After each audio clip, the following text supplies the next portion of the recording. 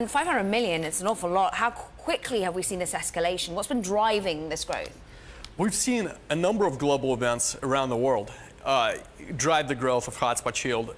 And especially today in the US, after the US election, we're seeing double-digit growth of users that are basically concerned about their security and privacy online. We're hearing a lot about hacking. We're hearing a lot about different organizations, governments, malware, hackers, all kinds of identity theft and threats that people are becoming really, really concerned about. So today we reached 500 million installs of Hotspot Shield, and we're setting a new goal.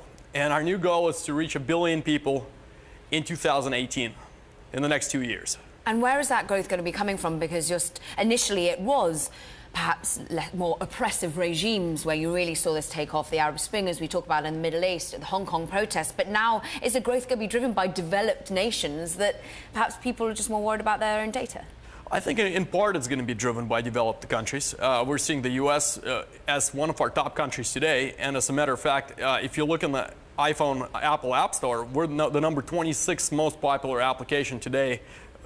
For comparison, Facebook is number 9, Twitter's number 21, we're number 26 in the US.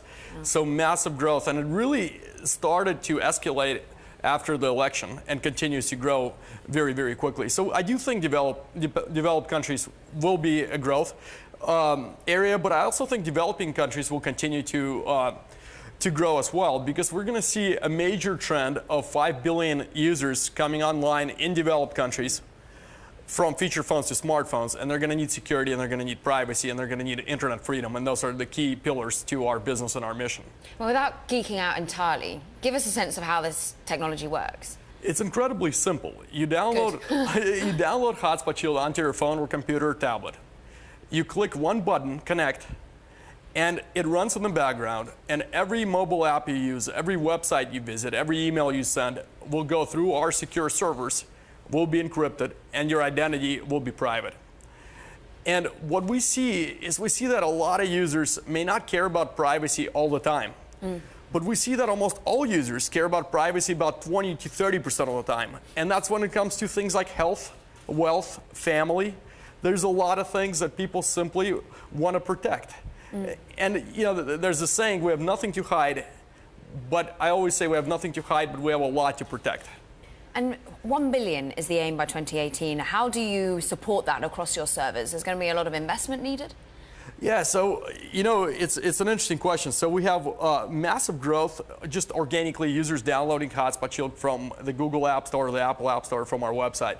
But we also have opened up an SDK to our platform for applications that want to add security, privacy, and internet freedom to their suite, or to the core of their products.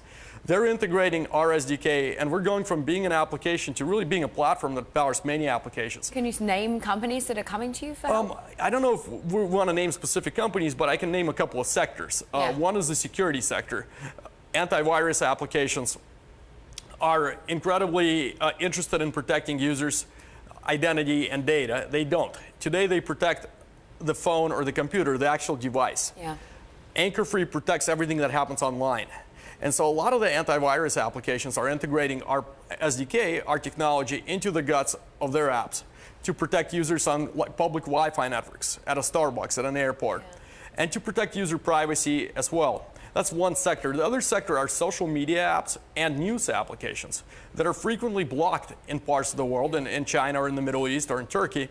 We saw, for example, WhatsApp, when they got blocked in Brazil, we saw 5 million Brazilian users in one day download Hotspot Shield to get onto WhatsApp. And in a similar way, we saw Twitter get blocked in Turkey during the recent coup, and we saw more than 2 million people in the first 2 hours of the coup in Turkey download Hotspot Shield to get onto Twitter. Yeah.